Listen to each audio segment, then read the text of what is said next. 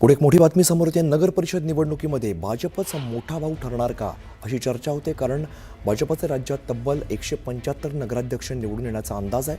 भाजपच्या अंतर्गत सर्वेक्षणातील माहिती मुख्यमंत्री देवेंद्र फडणवीस, चंद्रशेखर बावनकुळे आणि रवींद्र चव्हाण यांच्या झंझावातासमोर विरोधक चितपट झाल्याचं चित्र सध्या दिसतंय, सर्वेक्षणातून समोर येत आहे। फडणवीस, बावनकुळे आणि चव्हाण यांच्या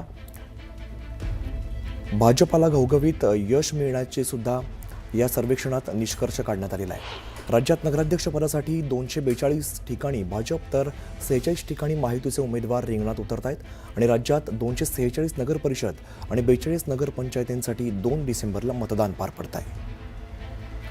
तुषार उपनवर आमचे प्रतिनिधी आपल्याला अधिकची माहिती देतात। तुषार, नगर परिषद निवडणुकीत भाजपच मोठा भाऊ ठरणार का अशी चर्चा आता बघायला मिळते आणि अंतर्गत सर्वेक्षणात सुद्धा अशी माहिती समोर येते। नक्कीच आपण जर पाहिलं असेल तर 2 डिसेंबरला नगर परिषद निवडणुकांसाठी मतदान आहे।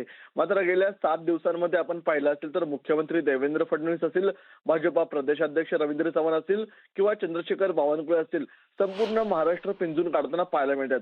अनेक वेळेला आपण पाहतोय की मुख्यमंत्री देवेंद्र फडणवीस आपल्याला गाडीमधून भाषण करताना पाहायला मिळतात, सभेला संबोधित करताना पाहायला मिळतात, रेकॉर्ड ब्रेक सभांना ते आपल्याला हजेरी लावताना पाहायला मिळतात। राज्यात जवळपास 246 नगर परिषद आहेत आणि त्यापैकी जवळपास 145 ठिकाणी थेट भाजपा आपल्याला नगराध्यक्ष निवडून येण्याचा अंदाज हा भाजपाच्या अंतर्गत सर्वेक्षणातून बाहेर काढण्यात आलेला आहे आणि यामुळे 175 नगराध्यक्ष निवडून येण्याचा अंदाज भाजपाचं सर्वेक्षण आहे। यामुळे देवेंद्र फडणवीस असतील किंवा निवडणूक प्रभारी चंद्रशेखर बावनकुळे असतील किंवा भाजपाचे प्रदेशाध्यक्ष रवींद्र चव्हाण असतील, या तिघांच्या नियोजनामुळे, या तिघांच्या झंझावात प्रामुख्याने सभांमुळे आपल्याला मोठं भाजपला या नगरपालिका निवडणुकीमध्ये यश मिळताना पाहायला मिळते। खरं पाहिलं तर आता निवडणुकीच्या आता 2 तारखेला मतदान होणार आहे, मात्र या मतदानापूर्वीचा केलेला हा सर्वेक्षण आहे आणि यामध्ये